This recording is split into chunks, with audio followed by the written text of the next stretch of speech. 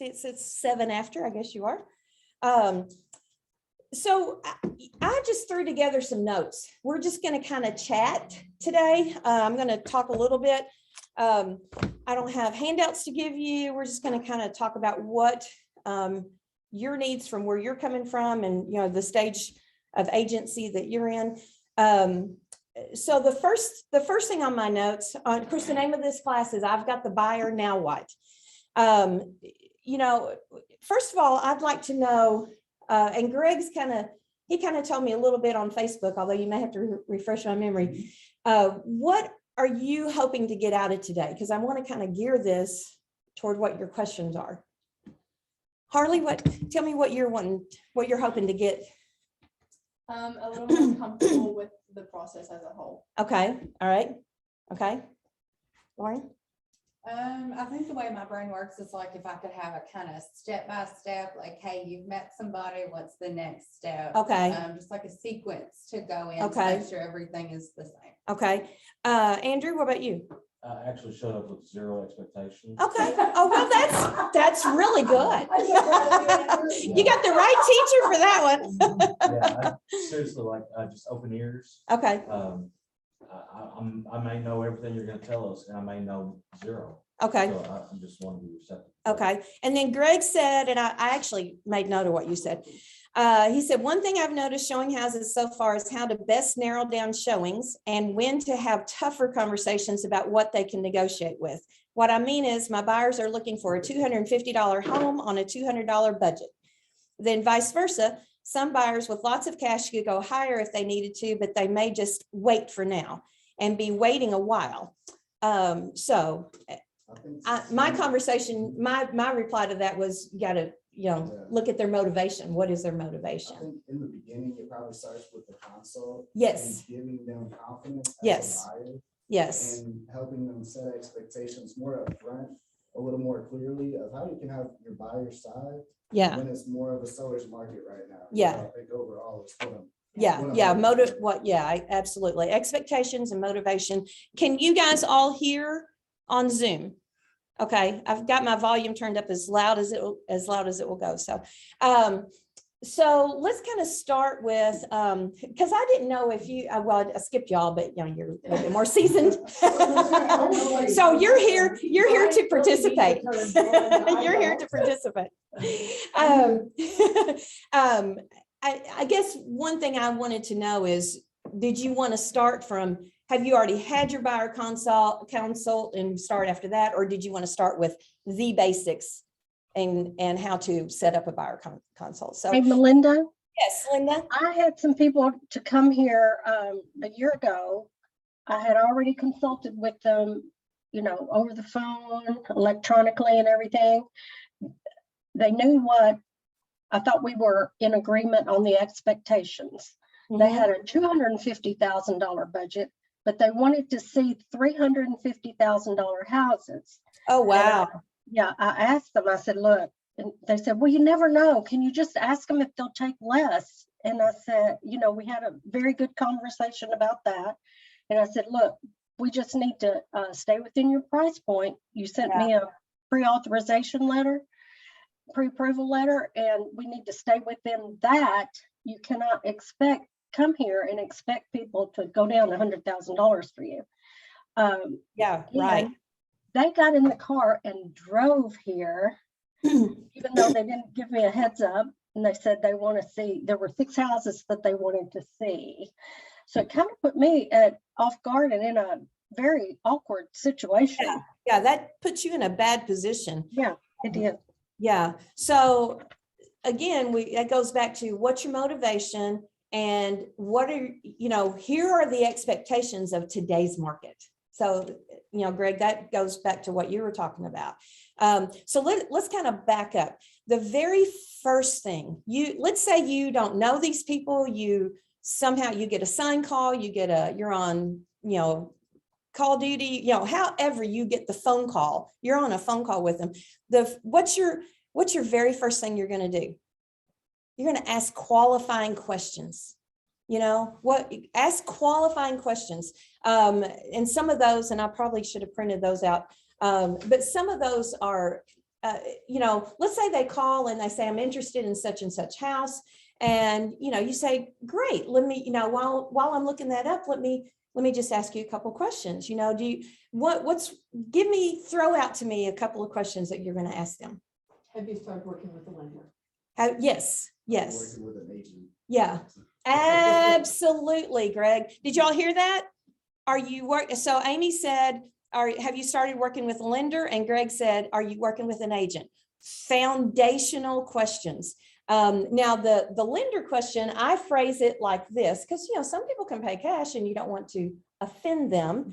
I phrase it like, are you let me ask you this, are you in a position, or wonderful position where you can pay cash for a home, or are you like most people and you need to get a loan? And oh yeah, I got it, I can't pay cash. Well, that's great. Are you working with a lender? Or if I, how about if I send you my list of excellent area lenders? Okay. If they're already working with a lender, I want to know who that is. But that may not be my first question to them. I want to establish at least a few minutes of rapport with them. Where are you from? Uh-huh, yeah. I got a call from somebody from Illinois. Yeah. Illinois, Yeah. Bill? Yeah. Is it just you? Yeah, and make it conversational, I see you're calling from that you're not, they can have a non-270 area code and still live here, but I see you're calling from such and such number. Do you live here now, or you've coming in, are you making a move to Western Kentucky? Just make it conversational. Can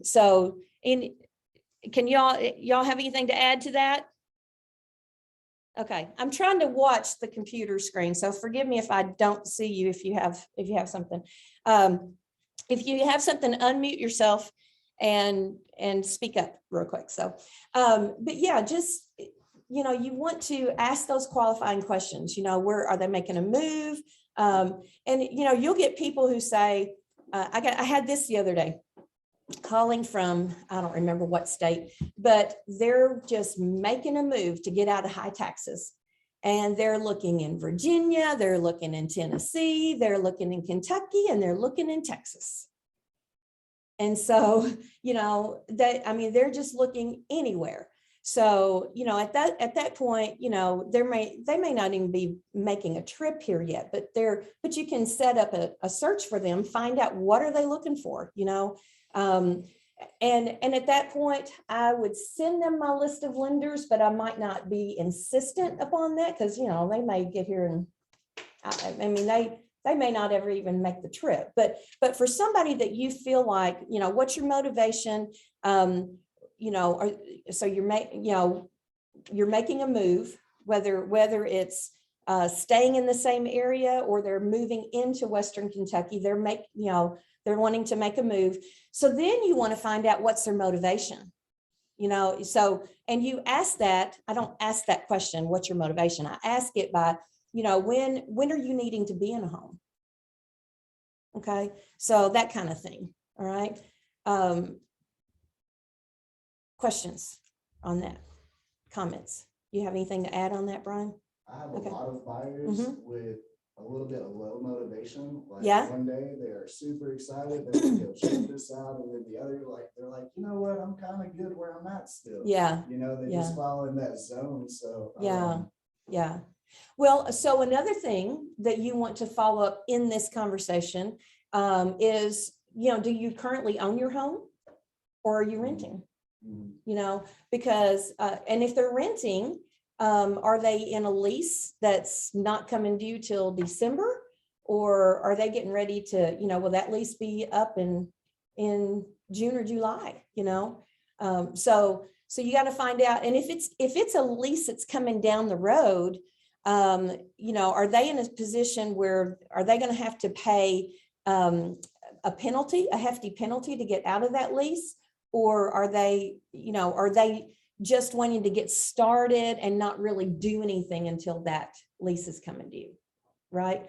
Until that lease expires. Because, if that's the case, then you may just want to set up a buyer consultation with them so they'll understand the process is coming up, set up a search, but not physically go look at houses, because the houses on the market right now are not going to be available in October, November, when they need to get a contract, if that lease is coming up in December. Does that make sense?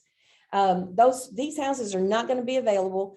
Furthermore, the market could be completely different. Now, if you want to show them, say, after we get your pre-approval and we know what price range you're looking in, I'll show you, a couple of houses so you can kind of get a feel. But the best thing for you is that let me just set up a search so you can kind of keep abreast of the market. And then when you get within, if you're needing to be out by December, then, maybe the end of September, 1st of October, we need to really start looking. Okay. Something of that nature. Just kind of feel it out conversationally, but that's your flow. Does that make sense? So anybody disagree with that? Anybody seasoned agents disagree with that? Okay. And sometimes the house might come on the market they have to have, and they'll pay the penalty. That's true. That's true. I don't know if you guys heard that. Brian said sometimes the house comes on the market that they just feel like they have to have, and they're willing to pay that penalty, to get out of their lease. So if that's the case, but here again, it goes back to, do they have their pre-approval in hand? Okay. And the way I approach that with a client is that I want to make sure that they know that the reason this is important is because the last thing I want you to do is fall in love with a house and lose it because somebody else has taken that step and you haven't yet. You lose that to another buyer, and this is twofold. Then the other thing is I also want to make sure that we're looking in the right price range for you. Because again, the last thing I want you to do is fall in love with a house in this price range.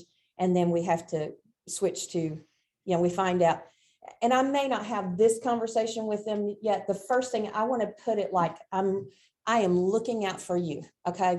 I want to make sure that you're, excuse me, that you don't lose it to somebody else. But keep in mind, another reason is that you want to make sure that they,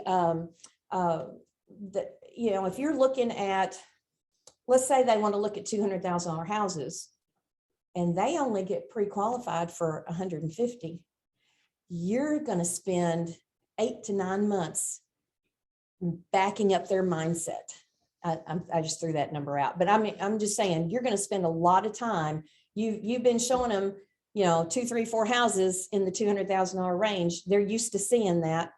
And they can't get that. They can get 135, 150, and they're going to have to really get their mindset wrapped around the fact that I got to lower my expectations. And whereas if we had that information to begin with, then you're not having to back up their expectations. Does that make sense? So, okay. Let's see.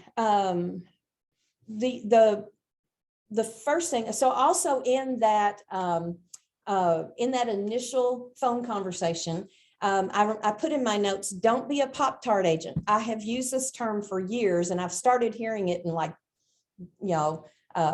different podcasts and different teachings and all, and I love it. I don't know where I read it, but years ago I heard this term, don't be a Pop-Tart agent. What does that mean? Andrew, what does that mean to you when I say don't be a Pop-Tart agent? If somebody calls me right now, they want to see a house right now, I don't just pop right up and go and take care of them right now.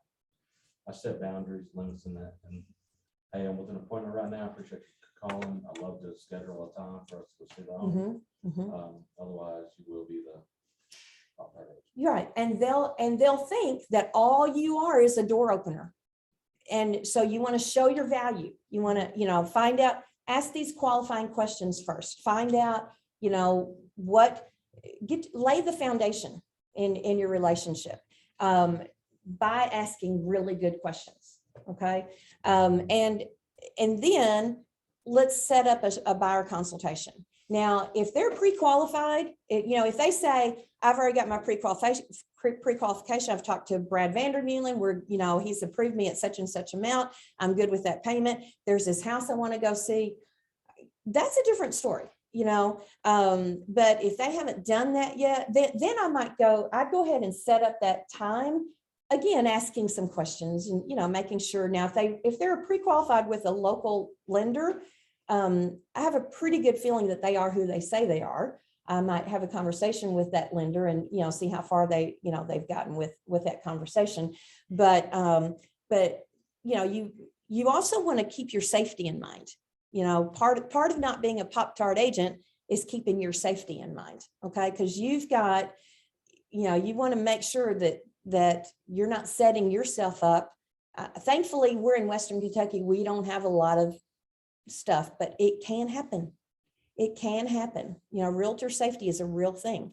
So don't put yourself in that position. Make sure you ask, qualifying questions as much as you can. How many of you are in the Paducah board? Okay. Have you all used the new safety app that the Paducah board came out with last year, adopted?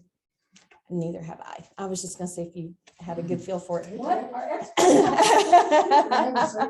Yeah, safety app. Yeah, that the board adopted. They sent all that information out. So anyway, but get something like forewarn or do something to to check them out. Check them out as much as you can. Make sure they're legit. I used to use truepeoplesearch.com a lot. The last couple months, they've started everything they want to charge for a premium package now. Hey, Mike. But so I don't really know that I still use that one, and I use White Pages. Is there another? Facebook. People can't stop Mhm. showing themselves, so Yeah. you see a lot.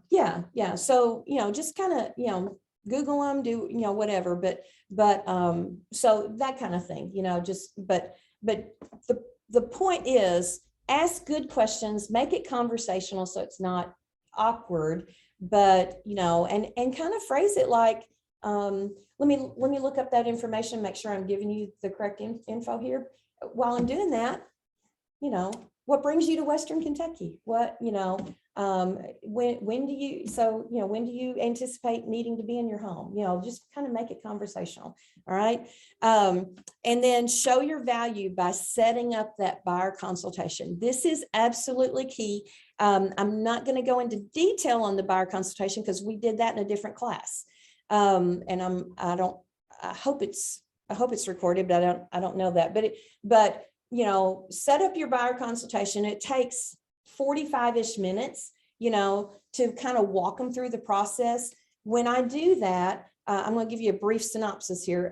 When I do that, I'm walking them through the steps. Here's what the path to home ownership looks like. And while I'm walking them through the steps, I'm also going over the out-of-pocket expenses that they'll have. Okay. Because even if they're getting, USDA or some kind of 100% financing, they're still going to have some out-of-pocket expenses. And a lot of people don't realize that. So you want to go over that with them and know that, start with the first thing out of pocket is going to be your earnest money. Here's how that works. Here's about, for the price range you're looking in, here's about what you'll want, what you'll need to expect.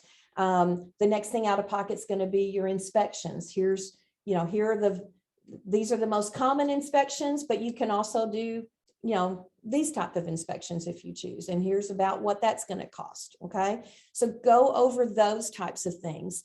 And then I even talk about the appraisal because, some lenders require that they pay for that appraisal. They'll get credit for it at closing because it is considered a closing cost item, but they may have to write that check, before closing for that. So I kind of just go over with them that depending upon your lender, you may need to do this. Yeah, Do Amy. you ever ask, I hate to say personal questions, but as you were explaining in my buyer consultation, I go with the FHA, I go with the conventional, I go with the USDA. Mm-hmm. And the two that are 100%, zero down, 100% finance.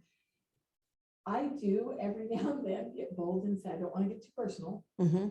but let's say, for example, you're looking at $150,000 range. If you do FHA, this is how much you're going to need, and this is about the same amount for pre-Ks and closing costs. Do you have that? Do you ever ask that? I do. I ask them, I don't hesitate to say, and I may not do it in the first 2 minutes of our conversation, but yeah. Yeah, what kind of money you got? No, but I may ask them, do you mind me asking, what kind of down payment do you have? Right. And then, and then I can kind of use that as my launching question for that topic. And they'll share with you for the most part, they'll tell you what they've got. And then you can kind of talk about, well, closing cost, if you do a conventional loan, okay, so let's say, okay, this guy I talked to yesterday, he's got $10,000 saved. And then I found out in the midst of him talking, I said, so what I'm hearing you say is you've got 10,000 in checking plus 4,000 in savings. And he said, that's right. And I thought, okay, I said, he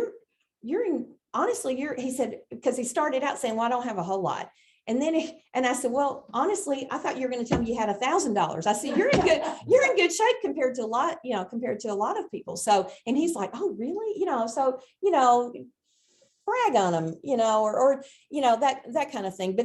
But if they, if they're looking for, and I'll just stick with him for a minute. He prefers to be under $1,000 a month on his payment.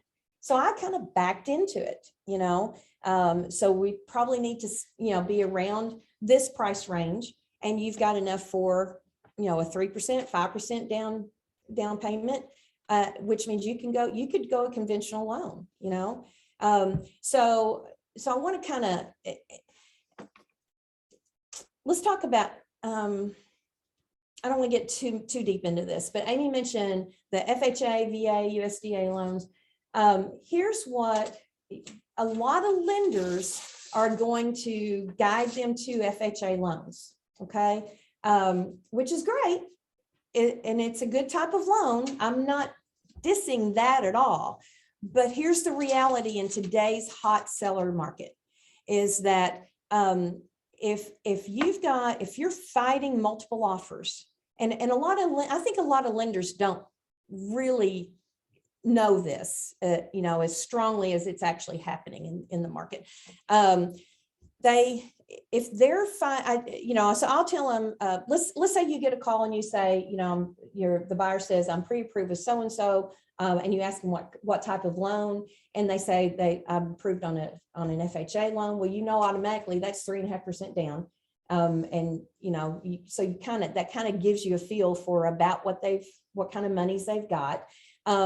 But at that point, you also, as you ask more questions, and maybe you do this during the buyer consultation when you're sitting with them, maybe you do it over the phone, maybe you do it when you actually make this appointment. Either way, I might call the lender, and ask some questions about that, because if the house they land on is also a hot property and you're fighting multiple offers, and that seller is looking at, 2 conventional offers, probably a cash deal, which is a whole other story, but let's say they're all loans, 2 conventionals, 3 FHAs, and 1 VA.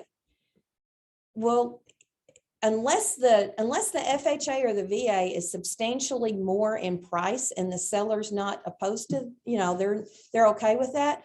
What do you think, which, if you have a conventional loan and an FHA loan that are very comparable, which one do you think that seller is going to choose? Conventional. Yeah. Because, and it's not, and so I'm telling my buyer, that's not to mean that the FHA is a bad loan. It's not. But the perception out there with a lot of sellers, and I don't know this seller, so we don't have control over that. I also, even if it's my listing, I don't have control over that seller's thinking. I can educate them as much as possible, but I can't control what their thinking is in the end. And so if their thinking is, there's a possibility I may have to jump through a lot more hoops, I'm going with this one. Then why? And if we know that we can get you qualified on a conventional up front, that might give you a leg up in the negotiations. So does that make sense? Okay. We'll go back. Yeah, absolutely. I was showing a cash buyer, she was $200,000, showing her houses. She was adamant about putting that $500 as her earnest money. Okay. And I finally said, why? And she said, because $500 is nothing to me to walk away. And a cash buyer. And what kind of price range were you in? 200,000. Okay. So now I've got a new thought of thinking, if she has $200,000 cash, and $500 is not that big a deal for her to walk away. Should I up the earnest money for a cash buyer? Okay, so my conversation with buyers about what their expectations should be regarding earnest money. So I'll tell them, a lot of times you'll hear the 1% rule, in our area, you don't, I think you don't always have to go there, but in the price range you're looking, and let's just use that $200,000 mark. In the price range you're looking, I think you probably, 1,500 is a good one. I'd say no less than 1,000. Cash or not? Cash or not. Yeah. Don't you, Well, you guys and agree? I think it's about them having skin in the game. Yeah. So I try to look at people and say, get yourself in the seller's shoe, and play the devil advocate. The less that you have on the table, the more risk you are to them. Mm-hmm. If you're not willing to have a little bit of skin in the game, how serious are they going to take this? Well, and two, it might be, why would she want to walk away? If she's, tell her as well that there are a lot of protections for you, the buyer.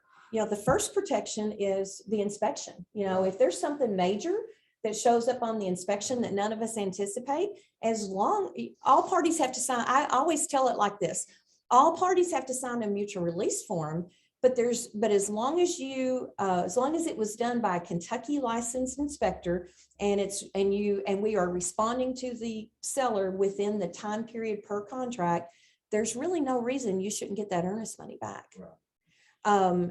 Now let's fast forward to that. Let's say she wasn't a cash buyer, or let's say if maybe you've got it built in the contract that she's going to have an appraisal, or maybe she's getting a loan and therefore there will be an appraisal.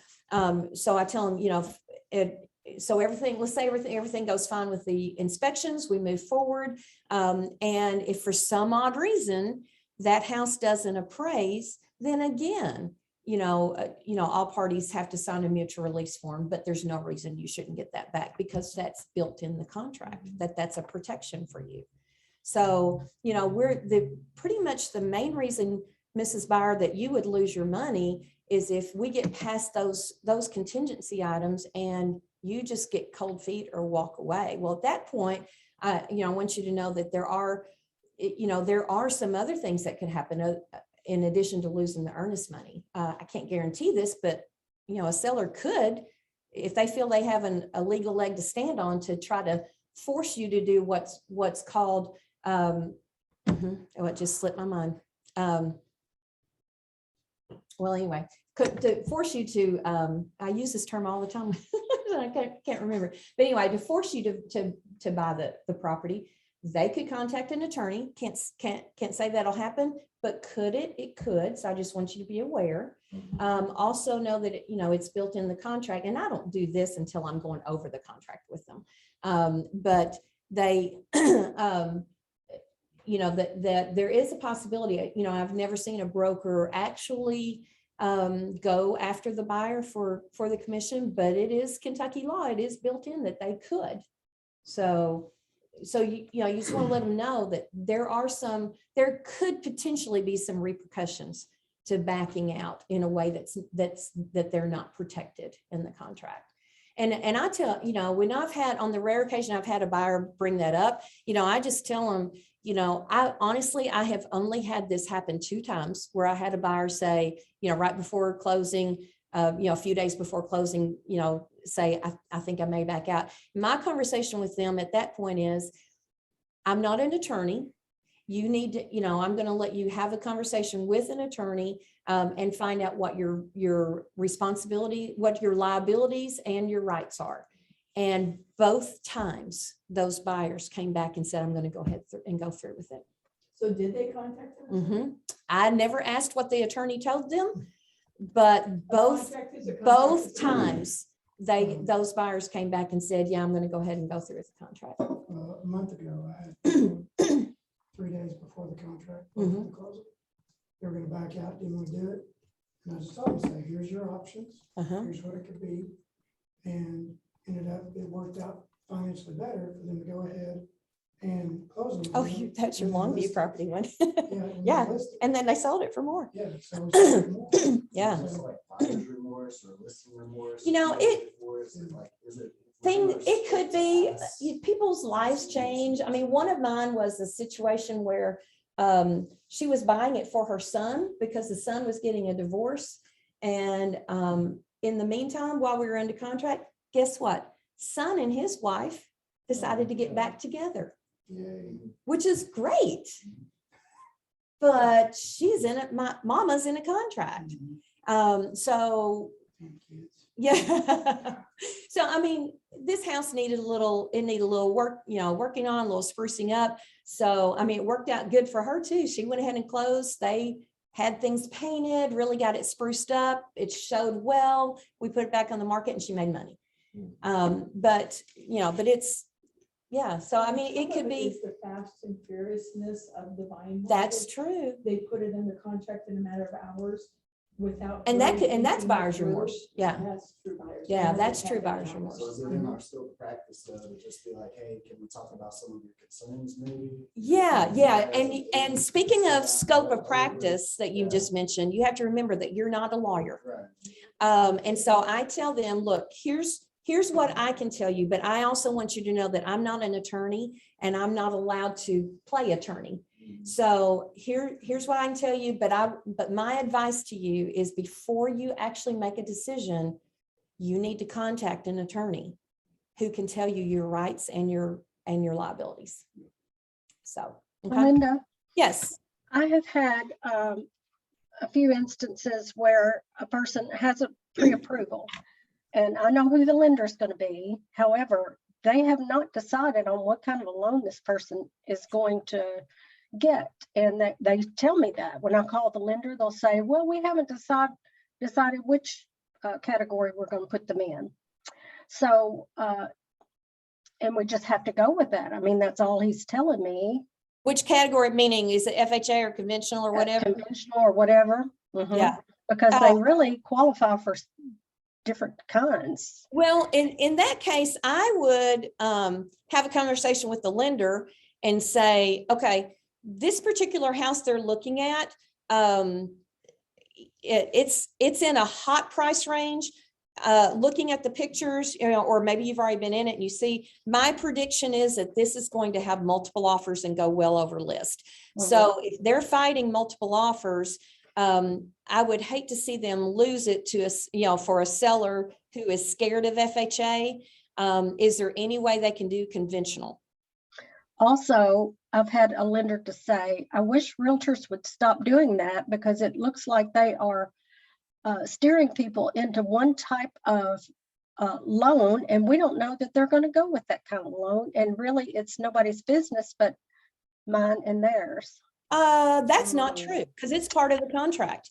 It is definitely the seller's business what kind of loan they're going with. Do you agree with that, Amy? Finances, absolutely. Yeah, financing is part of the contract, and here's what you as the buyer's agent cannot do is you cannot put in there that it's a conventional loan and then they back up and switch to an FHA loan. You absolutely have to disclose that and get agreement to that. There are so many instances where we don't get that. I've had to call and ask what kind of loan this is going to be several times. And sometimes they say, I'm not disclosing. Linda, my advice, I get that up front. I had this conversation with Brad Vandermeulen this morning on a client that wants to go see a house.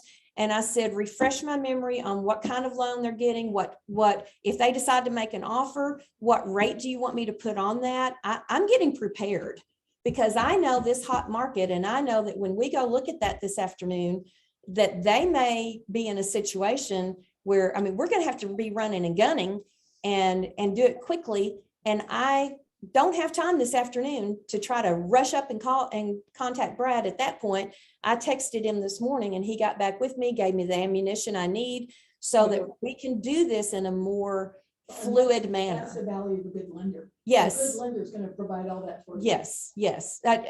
Amy, for y'all on Zoom, Amy said that's the value of a good lender. A good lender is going to provide all that for you. Yes, also, they have told me, you know, they don't know, the buyer has said, even though I got my pre-approval with them, I'll probably go with them, but I haven't locked in a rate. And so I very well may go with another lender. Okay, so there again, on our old contracts, that wasn't as much of an issue, but on the new state contracts, that's part of the contract too. That contract says, you put in there who their lender is, who the contact is there. And if they switch that, that's a term. You remember that your contract is, your offer is not just price, it's price and terms.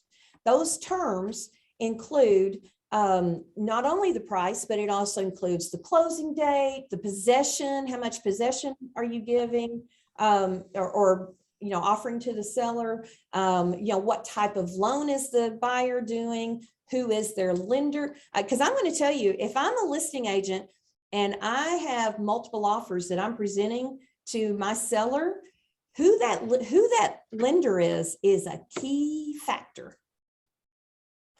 And because I'm going over, you know, when I'm going over that, I've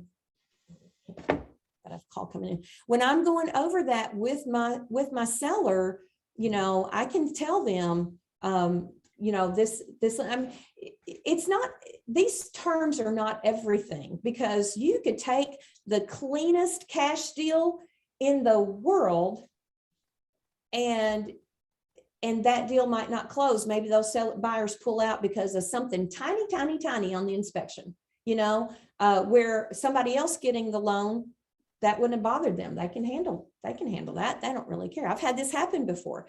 We had a house under contract right away, cash deal, had multiple offers, took a cash deal, everything looked good. But this lady, the buyer, just, there was something tiny in the inspection that didn't bother, you know, wouldn't have bothered most people, but it made her pull out. We had to put that house back on the market. So you never know. So you don't want to just take the fact that it's cash, or just take the fact that it's, you know, whatever term looks appealing, kind of take it as a whole, you know. And in the end, so maybe this one is, has this lender, and I'm telling my seller, you know, I've worked with him before. He's great to work with, but I'm not steering them to that deal, because that may be the one that the buyer's crazy, you know, the buyer, you know, decides there's something, you know, that they want to pull out for. That's, you know, it's not any fault of yours. It's not any fault of that awesome lender. You know, it's not any fault of that listing agent, but that buyer pulled out for whatever reason. Does that make sense?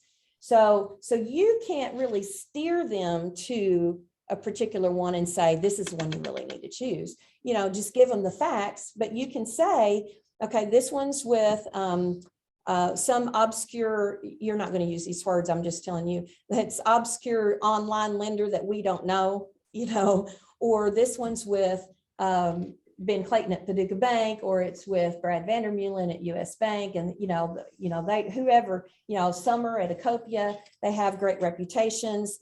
You know, Benita and Jerry at Supreme, I feel confident that, you know, if they've pre-qualified them, you can, you know, there could, not to say there couldn't be something that might come up later in underwriting, but you can pretty well rest assured that they've done their homework in pre-qualifying. Okay. So above and beyond. yes, yeah. And listen, and this is not what we're here about in 15 minutes left. And I'm on number 3. But if you're a listing agent, you can call that, you know, you can. Sarah Gibson did it on mine. You can call the buyer's lender. You want to be a little careful about that, not skirt around any, you know, but you know, you might find out you're not asking you're not asking detailed questions, sensitive Are they information. solid, But, or- what, yeah, how solid is it? How, did you check their credit and their income? Or did you just take what they told you, you know? Or Because, are they pre-approved, or are they pre-qualified? yeah, that's it. That's the question. Are they pre-approved or are they pre-qualified? Now, you guys tell me what the difference is between those two. Greg, tell me what's the difference between pre-qualified and pre-approval? Pre-qualified, just, the customer goes into a lender, explains the amount of money they make, what they spend, all that, it's all kind of verbal, and then the pre-approval is when documents and other things follow up. Yeah, Pre-approval is stronger Right. than a pre-qualification. Now, granted, most of the letters you get are gonna say pre-qualified. Most of the pre-approval letters, they're really pre-qualification letters. But that doesn't mean that lender hasn't already collected their pay stubs and their W-2s and all of that. So that's when I think, it's a good idea. And so we're here to talk about you having the buyer. So let me take let me take it from that step. You, as the buyer's agent, when you submit that offer, especially on one that that property is going to be a hot property, and you're going to have, you either know or you suspect that it's going to have multiple offers.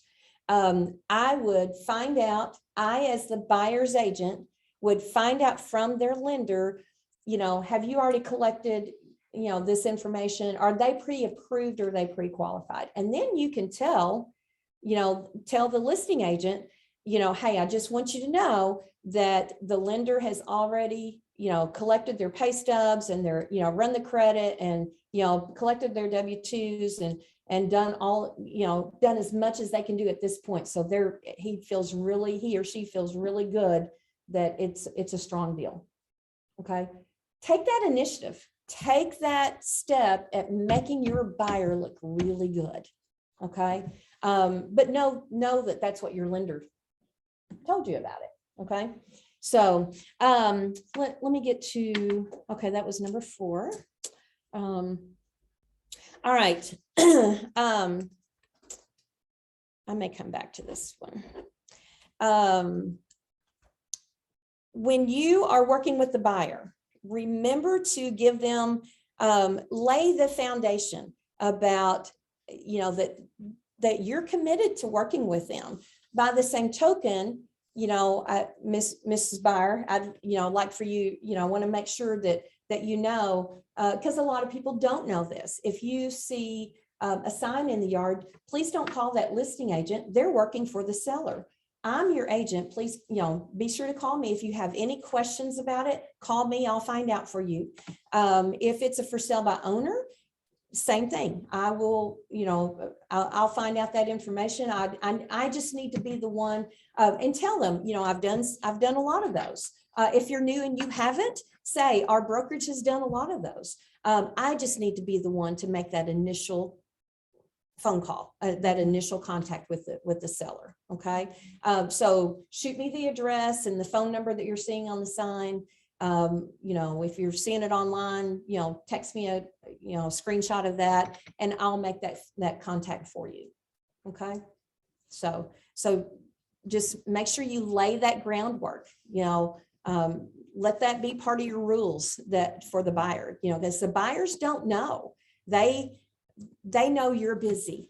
And so they want to help you by contacting the number on the sign. No, they need to go through you. Okay. So make sure they And a know lot of that. buyers don't know that. They think don't know they that. have to call that sign. So They make do. sure you tell them. That's that. absolutely right. Make sure that you tell them and they know. Okay. A key factor. Who in here does not know about Collaboration Center? Do you use it? Yeah. Awesome. Okay. I haven't really gotten into it. Okay, so I've taught it in years past. Brian's taught a couple of those classes in the last several months or so. Learn Collaboration Center on Paragon. There are classes, there are tutorials on there you can get. I would bet it's been a while since I've taught it, so those might not be on our YouTube channel, but Brian's might be. His are more recent. So in fact, I think his last one I was. think I have a video saved. Uh-huh. So, Yeah, so be sure, we don't have time for that in today's class, but a collaboration center is absolutely key to working with your buyer. It's gonna keep you at the forefront with them when a new listing comes in. Also tell them, here's what I've learned just recently, even for people that I've set up the collaboration center for, they somehow don't get that they don't really have to go out searching for it, for the listings. So I have started telling them, especially because it's hard. It's hard in this market for buyers. It's a tough market for buyers. And so they are running themselves ragged and making themselves frustrated because they're out there searching this site and that site and that site. And tell them, you don't have to do that. Let me take that load off of you. I'm going to set this up for you, and you are going to receive new listings within minutes of it going live or having a price change within your search criteria. Okay. So you do not have to go searching for it. Okay. And I tell them, I said, I've started telling people, I've seen it happen recently. I can tell you that's just gonna, it's gonna bring more stress on yourself. So take that stress off, know that it's gonna come to you. You don't have to get on there and look every day or 5 times a day or 10 times a day. It's going to come to you. So, okay. So be sure to tell them that, and get that collaboration center set up. Also with the collaboration center. So they tell you, my max is 200,000. I can't go over that. Or let me use that price may not be the best example to use in today's world. Let's say that they say, I've got to have at least 2 acres, got to have 2 acres minimum. If you set that collaboration center up, that search criteria up for a minimum of 2 acres, and there's a perfect house for them that comes on the market that has 1.85 acres, they're not going to see it.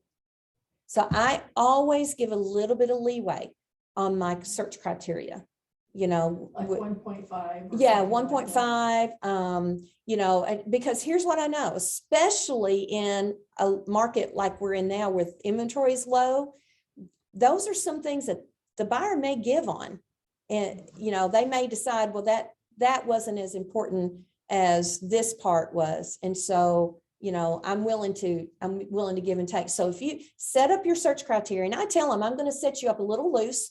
In today's market, inventory is so low, I still don't think you're going to get bombarded. There was a time when they could get bombarded with listings, but that's not today. So I tell them, I don't think you're going to get bombarded with listings, but if you can always reject the ones that you don't like, but I'm going to set your criteria up a little loose so that, if it's 2 miles further down the road than what you told me you want to be in, we don't lose that over 2 miles, or if it's, a quarter acre less than what your minimum is, we don't lose the right house over that little bit. Okay. So I always set up a little bit of fluff on most of my criteria, give or take. Okay. So that we don't lose that right house for your clients. So, all right.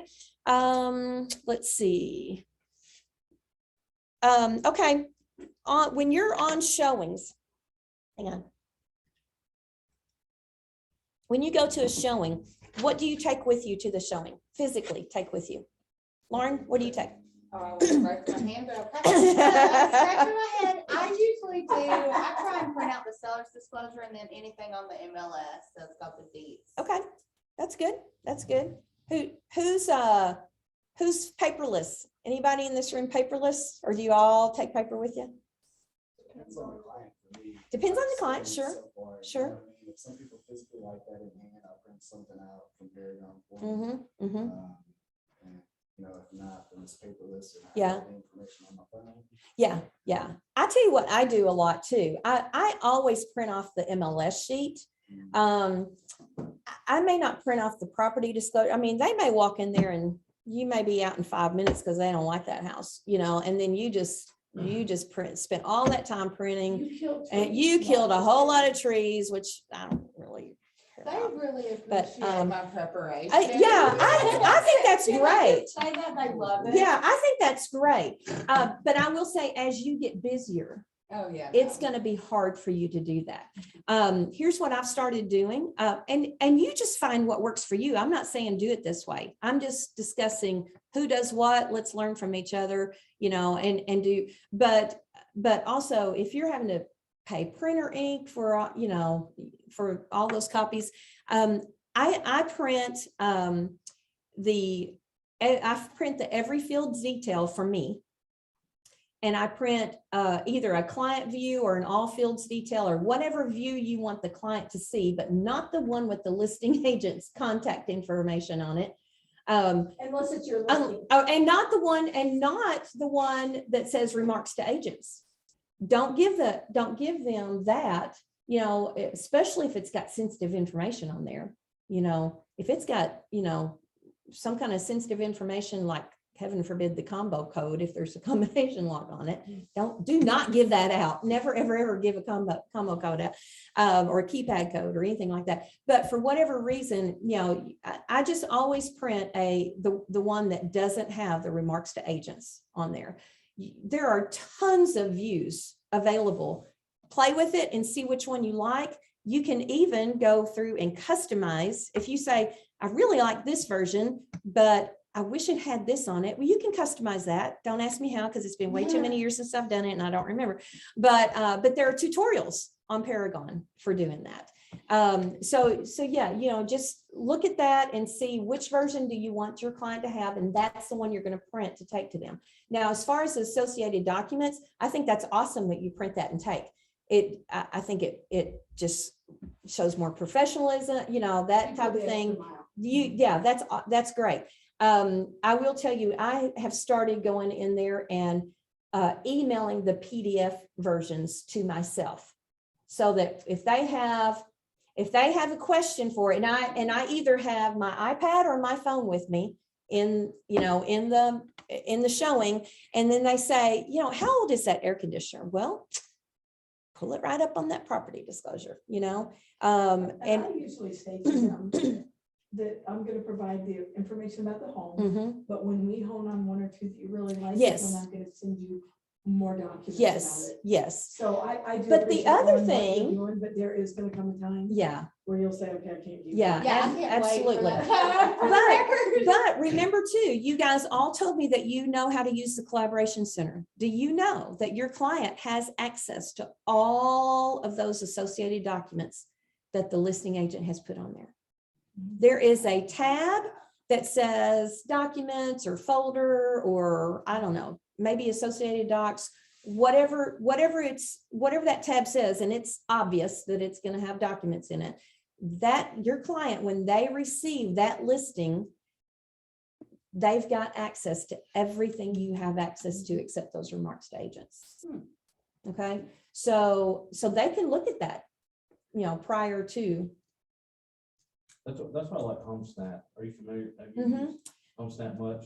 I was actually out in Burnham. Yeah, it's actually in there, isn't it? I And- always forget. The docs were in there, but also there's an option on there where it allows you to walk the property. Uh-huh.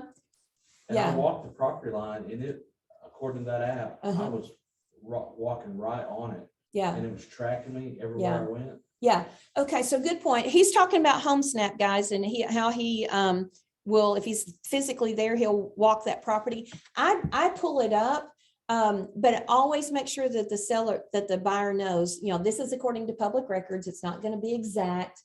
We I'm not a surveyor, and this is public records, but this should get you pretty close. Yeah. Okay. So, let's see. Okay. Have you all done a USDA loan yet? Okay, let me tell you this story. I'm not going to tell you who the agent was. I have a listing of a townhouse over on Stonebrook off of Burger Road. Y'all know where that is, Stonebrook. The first offer I received on it was a USDA loan. Y'all tell me what's wrong with that. It's a townhouse. that, I don't know that that really matters as much. That rule, it doesn't qualify for it. Say that again, Austin? It doesn't qualify for it. I found that out the hard way too. Yeah, location. So there is a link that you can, and you can give this to your buyers. You can pull it up. There's a link that you can go and find out. And if anybody needs that, text me and I'll send it to you. If you need to find out if that you're not saying the house qualifies for USDA, you're saying the location qualifies. Now I will tell you, if it's, unless something has recently changed in Kentucky, in Western Kentucky, if it's any other county other than McCracken, it qualifies. But if it's in McCracken, Callaway, Murray? I think, I know all grades though. so I wouldn't think need that to- any location other than McCracken qualifies. If it's in McCracken, certain areas do and certain areas Is that don't. the city? City's not going to qualify. No, I'm saying is your. Mine, actually, it's not. It's the townhouse. It's weird over there. The single family houses are city and the townhouses are county. But the bottom line is, if it's a USDA, look it up, make sure it qualifies before, if you know that's the type of loan they have to have, and that's what they qualify, no ifs, ands, or buts, then there's no reason to go look at a house on Harrison, because it's not gonna, that location is not gonna qualify. And that's just there, right? You have to be in the county or a rural area. Yeah. Yeah, the house Rural does housing, qualify, But so does the buyer. Yeah. They can't make extra So money. that's a good point. I tell buyers all the time, if you're getting a USDA, FHA, or VA loan, I always tell them, not only do you have to qualify, but the house has to qualify. Okay. So, so there are certain things we're going to look for. Like, let's forget the location. We talked about that for USDA, but let's say it's any kind of government-backed loan that they're getting. That house needs to, so I'm not Barry Pritchard, I'm not an appraiser. And I will tell you that okay, let me back up. I wish that the inspector was the one who says that house qualifies for FHA. But the government did not ask Melinda's opinion when they set this up. It's the appraiser that makes that determination. Does that house qualify for FHA, VA, or USDA? The appraiser is the one that does that. Based on a checklist. Based upon a checklist that depends upon how that particular appraiser interprets that checklist on the day they go out. Whether Okay. they feel like being in it or not. Yeah. So it honestly, it's kind of, there's some things that are kind of a little gray area. And so what I tell buyers is we're going to do the best we can to look for these things. If they're getting a USDA, VA, or FHA, I'm just going to tell you, I'm not setting up foreclosures in their search. Most of them are not going to qualify. They're just not. They may look awesome in the pictures, but you get out there and it's like, I didn't know there's a hole in the ceiling. That's because there's a hole in the roof. I literally had that happen.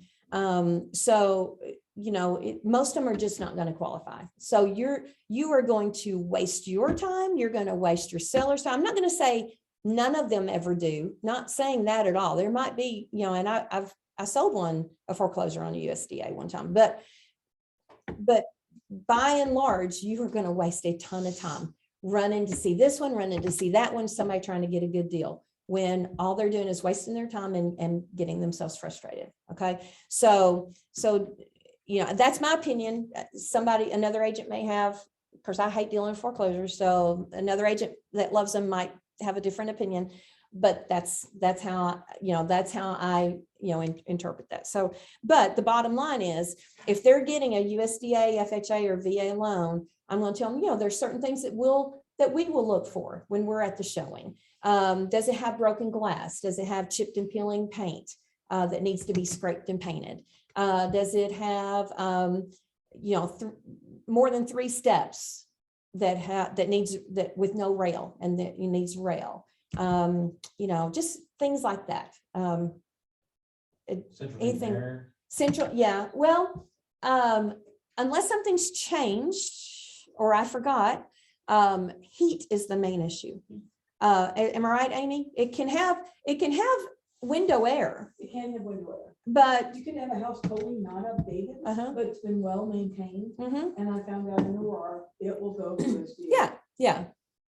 So, yeah, absolutely. But you So, can't have a downspout. Found that on Jefferson. Can't have a downspout or. what do you mean you gutter can't that's have it? hanging, Oh, that's hanging. oh, Sorry, yeah. downspout Yeah, that's hanging or gutter it that's needs hanging. gutters and downspouts. Mhm. Yeah. So, things like that. Does it Okay. have to have gutter down? I don't know if it has to have it. You just can't have one hanging off the side. Oh, just can't be It hanging has off. to be Okay. intact. Where do Okay. you find this information at? Like, did you just have to do research overall? Elena had sent out. Elena did an send email, something and I out. bet you we have it. She sent an email of a list, a very Yeah. extensive list. Yeah. I'll look and see if we have that. Yeah, I don't know that I have it at my fingertips, but that's a good question. So, let's see what else. It is 2:07, guys. Sorry, I didn't mean to go over. Let me check here and see.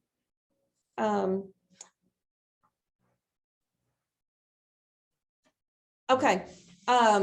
One thing about, I've got the buyer now, what? Keep the ball rolling all throughout the process. Okay. Keep the ball rolling. And how do you do that? How's the best way to do that? Communication. Communication. So if you were not here or didn't listen to the class I did on how to be a great cooperating agent, we talked a ton about communication. Go back and listen to that. So your communication. It is absolutely key for all parties involved in that transaction. So Don't you keep find that ball when rolling. They don't communicate, you almost end up doing their job for them.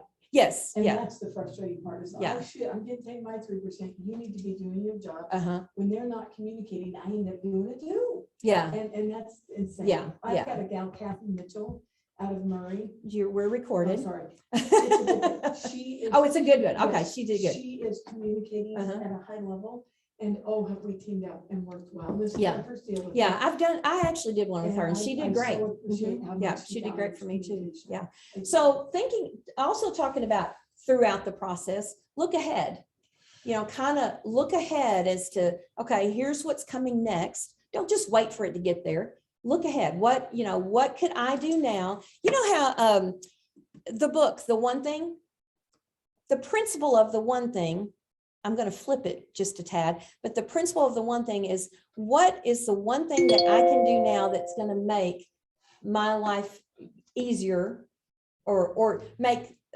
what's, I I was can't, impressed that you could. can't spit it out, remember. 'cause I always forget the I last totally part. forgot, but it's where, that it could, Like, makes other things either not necessary at all or less important.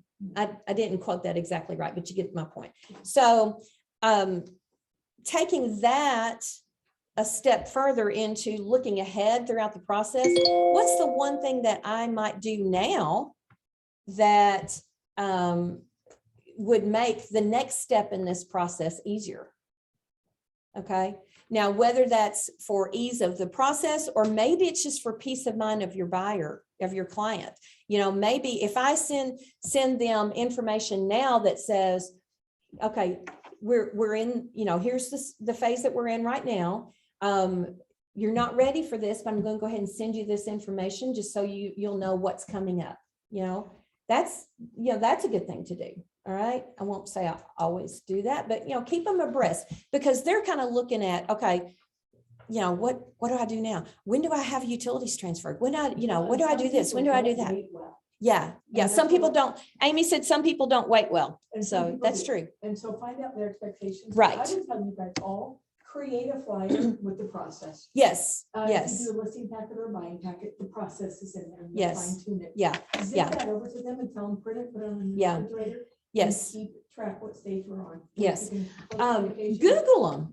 I've got one that I use, but Google them. You'll see ones based on, game boards. Be careful about the monopoly ones. I have heard that some agents have gotten sued for using monopoly Because it's when it's trademarked. to somebody. Yeah, EXP so or just somebody. be careful, kind of, tweak, Don't just copy. make it your own, get something generic, but that looks good, and if you want to just start out by typing up the process, that's great. Start there.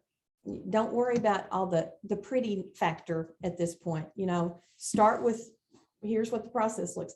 anything you do that is going to make you look more professional to your client, they're not going to know that in your mind that's not perfect, that you'd like to pretty it up. They don't know that. They're just going to think, oh my gosh, he or she sent me this wonderful information. That's so helpful.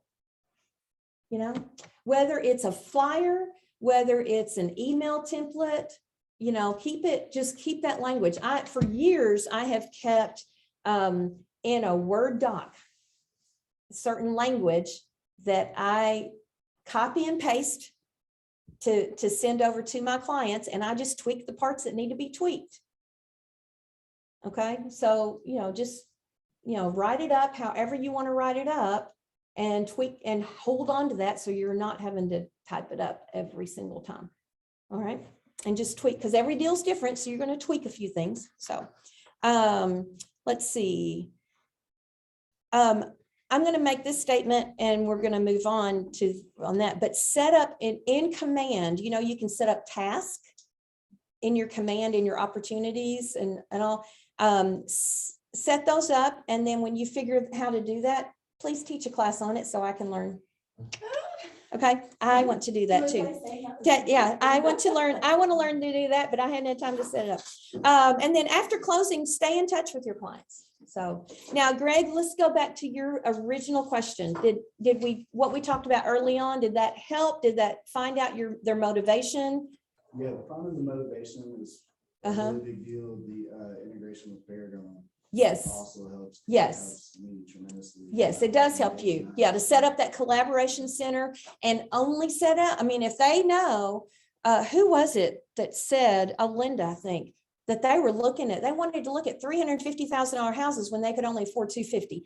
Absolutely not. And I'm just going to tell you, if that person insists on doing that, I at some point am probably going to say, you know what, I'm probably not the realtor for you. And I have said that. I have said, you know what, we have to work in Yeah. reality. Yeah. And I always say, so if you were a seller, you're gonna drop your house $100,000 in a strong seller's market. Right. Yeah. Yeah. It's And just I not will say too, feasible. if they're pushing back by not getting pre-qualified, There's a reason for too. that. Mhm. So guys, what Amy said is if they're pushing back by not getting pre-qualified, there's a reason for that. So yeah, and I think that goes back to, you know, if you can explain to them, look, here's what the market looks like right now. And guys, let me just say, get in the habit of doing this, because if we were having this conversation 3-4 years ago, when we weren't in this hot sellers market, then you might have just kind of, you know, spent 8 months with a client, showing them houses and just, you know, and then asking them to get pre-approved and finding out that you just wasted 8 months because they can't get squat. Or maybe they qualify for $100,000 less than what they're looking at.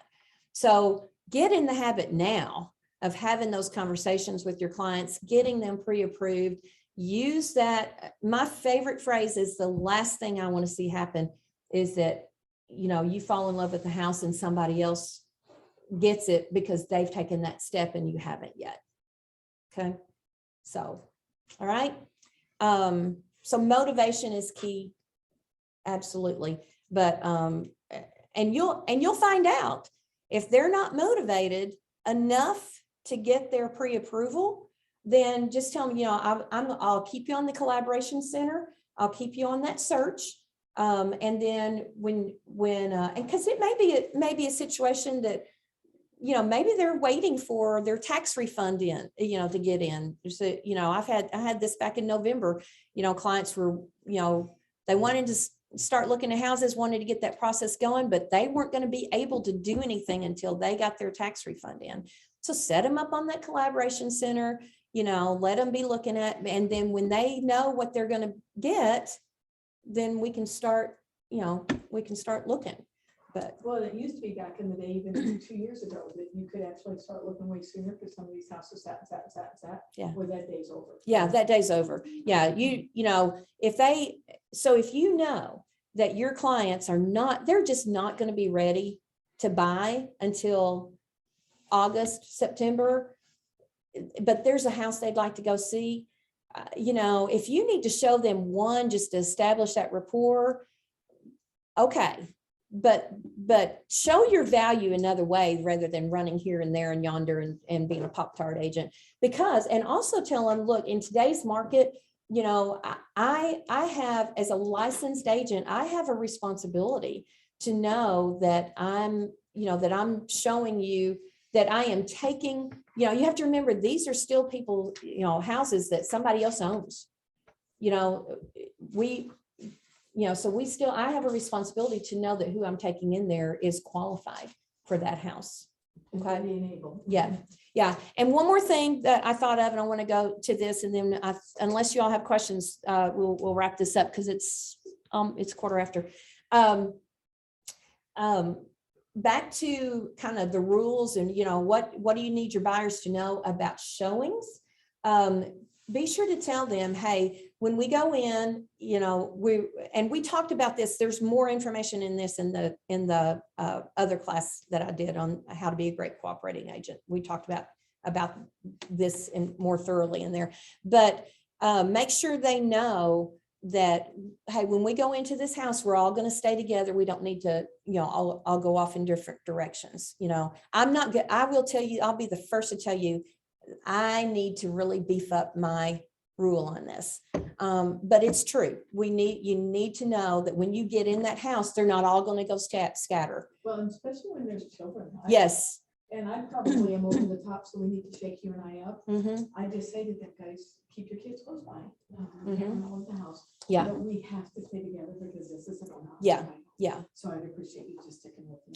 So 2 things on that respect of when you're inside the house. One is don't let them scatter and go out. You know, we all need to stay together. The other thing is, you know, while we're in Kentucky, they're not supposed to audio our conversation, but in today's world, you know, Actually, if it's their property, they have the legal right to do that. they can video, but they can't audio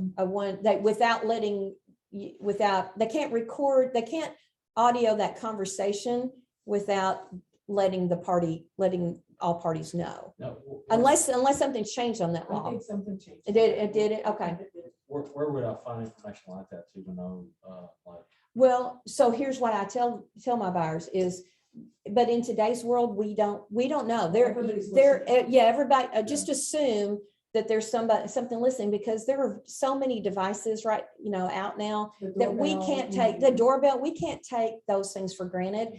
So just kind of watch your conversation when we're inside or when we're within X number of feet of the doorbell. Yeah. You know, if you absolutely love it, well, show that you like it, but don't go over the top and, you know, lose your you know, or talk about, we're not going to talk numbers. That's what I tell clients. We're not going to talk numbers inside the house. We'll talk numbers after Over we by the leave. bar. Yeah. Or if, let's see, what was the other thing I was thinking about on that respect? But flip side, if you don't like, you know, if you just hate it, let's kind of be careful what we say. Cause here's what can happen. I've seen where a buyer did not like this, didn't like that, didn't like that, didn't like that, and talked about all that in the house. And then later, whatever reason that house didn't sell, let's say it was overpriced and they, you know, came down to a reasonable level, and that buyer couldn't find what they're looking for and ended up buying, you know, coming back and making an offer on that house. So you don't want their negativity to, you know, we don't want to offend the seller, basically. Okay. So figure out how you want to say that, you know, but just tell them, you know, just be careful. I just tell people, let's just be careful what we say inside the house. You know, we're not going to talk numbers, and, you know, we'll be respectful, but we can have our real conversations outside of this property. Okay. Yeah. Anybody else? Okay. Sorry, I went over there. That's typical me. Sorry. just make it last an hour and a half longer. I know. Okay. All right. Any questions before I shut it down? Anybody? Okay. Did you get what you came here for? Good. Okay. Austin, any questions? Stephanie? I really like that you brought up the USDA thing, because that happened to me and I didn't know. Yeah. That was a very good point. Yeah, so tell me who needs that link to know if it's a location. Okay, I would love to have it. okay. Everybody. Um, I found like a go-to vendor I can call and just ask. But you don't need to do that. Yeah, you can set the link. Go to lender's awesome, but when, for things like this that you can look at, The Just lender's do gonna it. Say to you sometimes, Amy, uh-huh, Jerry Ladd said that to me, you go to such and such map. yeah, yeah. And yeah, and one last thing on that respect is that if it's a flood zone, I mean, if somebody contacts you about a particular house and you know that area and you know, okay, there's certain areas that flood, look it up. Look it up and make sure that it's not in a flood zone. They So can still buy it. they Just the can, insurance is- but they're gonna have to pay, for the Well, flood we're insurance doing that possible. right now. Kim Musgrave has a house on Mhm. Husband Road, and by golly, my buyer is ground determined. So we figured out, and Austin came up with this. He said, multiply what the home flood insurance is Uh-huh. gonna be. Mhm, So we're estimating about $650 a year mhm. times 30 years, and it's like $20,000. Yeah, yeah. So guess what we're doing? We're gonna come in $25,000 and say, this is the cost of the life of the loan, because it's gonna go up. So we're gonna pad it, but I thought that was really Mhm. good advice. They've got the house. Yeah, It's yeah, a nice house, but the location doesn't support it. Yeah. It's still only a 2-bedroom, 1 bath. yeah, yeah. you yeah. know, so. All right, guys, thank you.